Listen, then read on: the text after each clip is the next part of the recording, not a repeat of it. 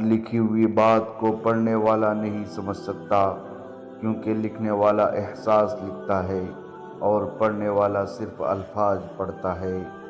تم سے پہلی قوم اس لیے برباد ہوئے جب ان کا بڑا امیر و کبیر جرم کرتا تو اسے چھوڑ دیا جاتا، اور جب کوئی معمولی سے آدمی جرم کرتا تو اسے سزا دی جاتی۔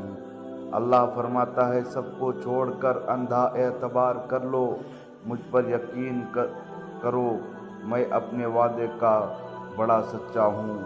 وقت کے ساتھ سب کچھ ختم ہو جاتا ہے، محبت، حسرتیں، خواہش اور خواب۔ رشتے کمزور ہونے کی سب سے بڑی وجہ یہ ہے کہ ہم انہیں نبھاتے ہیں کم اور آزماتے زیادہ ہے۔ صرف پیسے کا ہونا رزق نہیں، نیک اولاد، اچھے اخلاق اور مخلص دوست بھی رزق میں شامل ہے۔ لوگوں کو دوسروں کے بدلے ہوئے رویے نظر آ جاتے ہیں اور اپنی حرکتوں کا پتہ نہیں ہوتا، جو اس تبدیلی کا اصل وجہ ہوتے ہیں۔ جو انسان ہر وقت سب کی خوشی چاہتا ہے، سب کے بارے میں اچھا سوچتا ہے، سب کا خیال رکھتا ہے، وہی انسان زندگی میں ہمیشہ سب سے اکیلا رہ جاتا ہے۔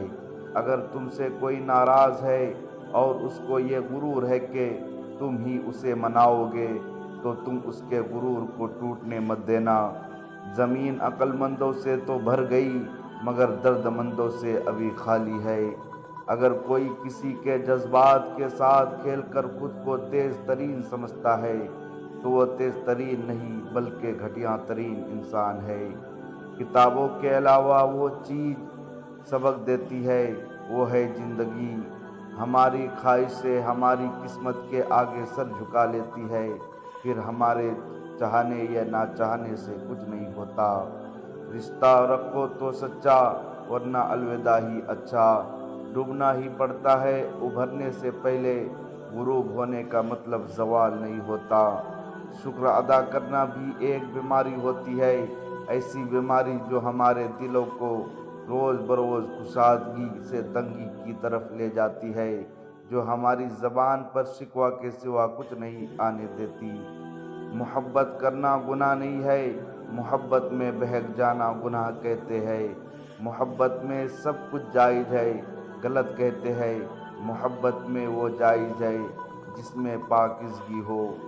جو لڑکی گھر میں پہننے والے عام سے جوتے کے لیے 40 ڈگری میں پورا بازار کھنگال سکتی ہے، وہ اگر تمہیں اپنی زندگی میں شامل کرنے کا فیصلہ 2 منٹ میں لے لیتی ہے تو اس فیصلے کو معمولی مت سمجھنا۔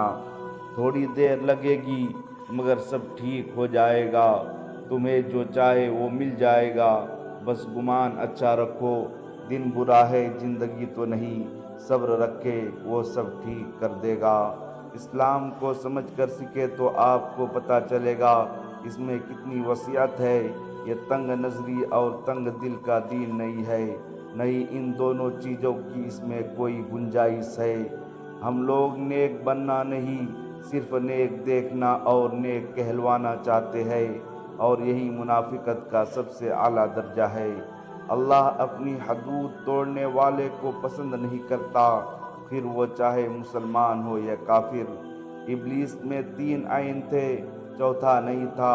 وہ عالم تھا، وہ عارف تھا، مگر عاشق نہیں تھا۔ اگر عاشق ہوتا تو ضد نہ کرتا، سرجود ہو جاتا۔ اپنی ناقدری کرنے والے کو اپنا سایہ بھی میسر نہ ہونے دے۔